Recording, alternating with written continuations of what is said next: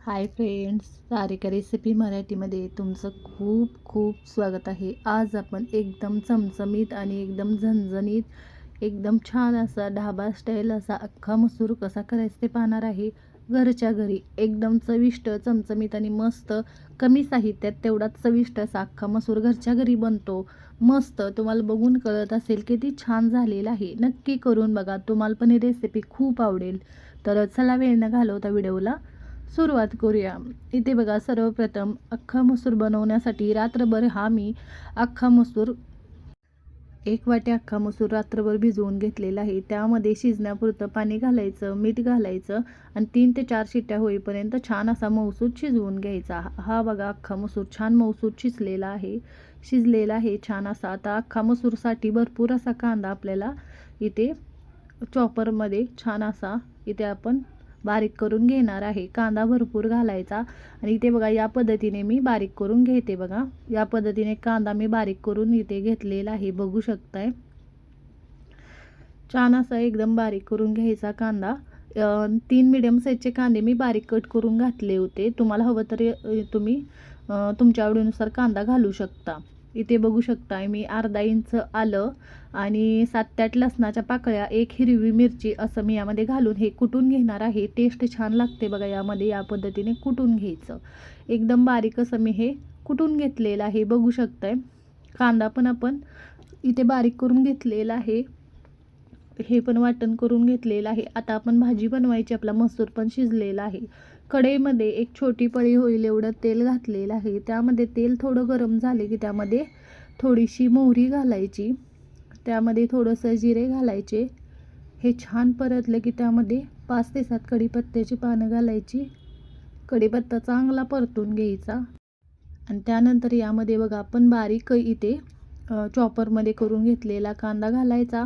कांदा एकदम बारीक आपण करून घेतलेला आहे। कांदा आपल्याला चांगला परतून घ्यायचा। कांदा चांगला परतावा, यामध्ये मी थोडंसं मीठ घालते म्हणजे कांदा लवकर परतला जातो।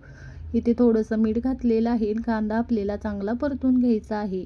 इथे बघू शकताय, कांदा आपला इथे चांगला परतून घेतलेला आहे। त्यामध्ये जे आपण कुटून घेतलेलं आहे आलं, लसूण, मिरची ते घालायचं। इथे बघू शकता, हे घालून छान असं आपल्याला परतून घ्यायचं आहे। आता हे छान असं या पद्धतीने मी 2-3 मिनटं परतून घेते। इथे बघू शकता, हे छान मी परतून घेतलेलं आहे। आता यामध्ये आपण मसाले घालून घेऊया। मी इथे 1 चमचा जे आपलं घरगुती लाल तिखट असतं ते घालते, तुमच्या आवडीनुसार तुम्ही मसाले घाला। इथे बघा, 1 चमचा लाल तिखट घातलेला आहे, अर्धा चमचा धनेपूड घातलेले आहे, पाव चमचा हळद घालते, अर्धा चमचा गरम मसाला घातलेला आहे। तुम्हाला आणि मसाले घालायचे असतील तर तुम्ही घालू शकता। मसाले मी यामध्ये घालून मिक्स करून घेतलेला आहे। गरम पाणी थोडं घालायचं, मसाले चांगले शिजवून घ्यायचे। गरम पाणी घालून मसाले चांगले शिजवून घेतलेले आहेत। त्यामध्ये शिजलेला अख्खा मसूर घालायचा आणि मिक्स करून घ्यायचं। अंदाज घेऊन नंतर वरून थोडंसं मी गरम पाणी घालून घेते। आपण छान भाजी शिजवून घेणार आहे। बघा, थोडंसं चेक करून मीठ घालायचं। आपण इथे अख्खा मसूर शिजताना पण घातलेलं होतं, कांदा परतताना पण घातले होतं, त्यामुळे मीठ चेक करून घालायचं आणि इथे 5 मिनटं ही भाजी झाकण ठेवून शिजवून घ्यायची। 5 मिनिटांनंतर ही भाजी बघा चांगली मी शिजवून घेतलेली आहे मसाल्यांच्या सोबत। आता यावर आपण तडका देऊन घेणार आहे।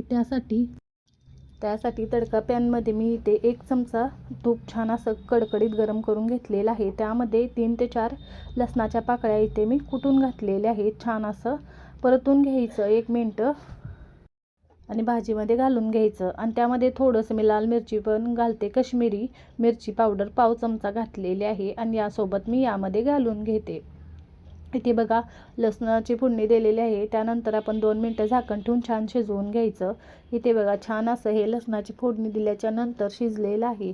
त्यामध्ये बारीक चिरलेली थोडीशी कोथिंबीर, भाजी छान तयार झालेली आहे। मी मिक्स करून घेते आणि मी इथे गॅस बंद करून घेणार आहे। भाजी छान अशी मस्त तयार झालेली आहे।